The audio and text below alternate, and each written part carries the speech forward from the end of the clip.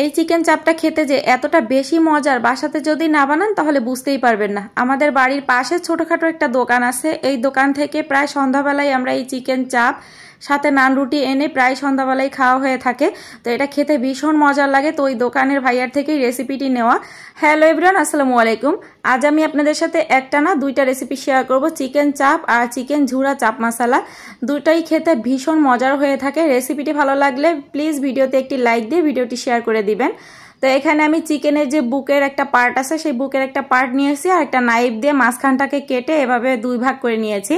এবারে উপর থেকে একটা পলিথিন দিয়ে এভাবে হামার দিয়ে একটু থেতো করে নিতে হবে।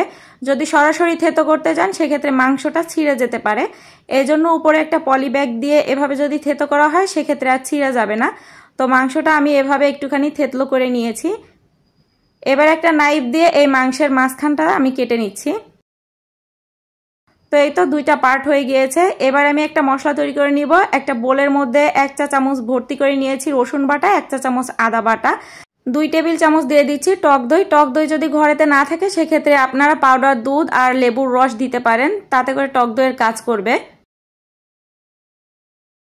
1 চা চামচ ভর্তি করে দিয়েছি লাল মরিচের গুঁড়া, 1 চা চামচ ভর্তি করে দিয়েছি গরম মশলার গুঁড়া, 1 চা চামচ ভর্তি করে দিয়েছি চাপ মশলা, স্বাদ মতো দিয়েছি লবণ, এবারে স্বাদ মতো কিছুটা দিয়ে দিচ্ছি বিট লবণ, কিছুটা দিয়েছি টেস্টিং সল্ট, আর এবারে 1 চা চামচ দিয়ে দিচ্ছি কালো গোলমরিচের গুঁড়া, সামান্য কিছুটা দিয়েছি জর্দা রং, এতে করে চিকেন চাপের কালারটা খুব ভালো আসবে।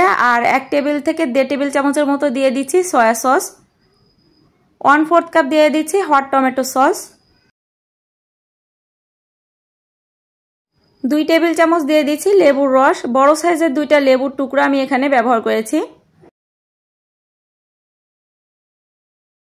সব মশলাগুলো একসাথে খুব ভালো করে এবারে মেখে নিচ্ছি।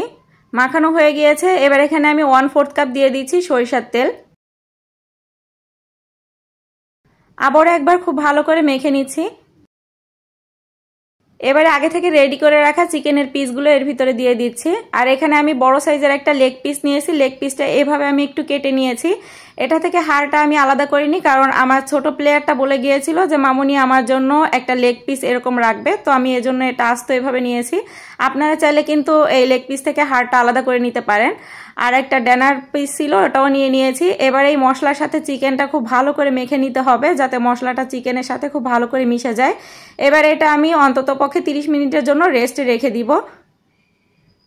তো ফিরে এলাম 30 মিনিট পরে, ঢাকনাটা তুলে নিচ্ছি। এবার এখান থেকে 1 পিস করে চিকেন পিস তুলে নিচ্ছি।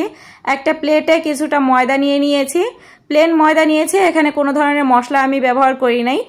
তো এবারে 1 পিস করে চিকেন দিয়ে এই ময়দার সাথে এই চিকেনটা খুব ভালো করে কোটিং করে নিতে হবে।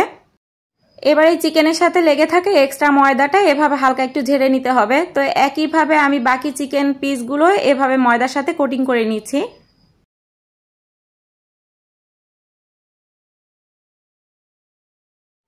একটা প্যানে 1/4 কাপ দিয়ে দিচ্ছি সরিষার তেল, তবে আপনারা চাইলে এখানে সয়াবিন তেলও ব্যবহার করতে পারবেন।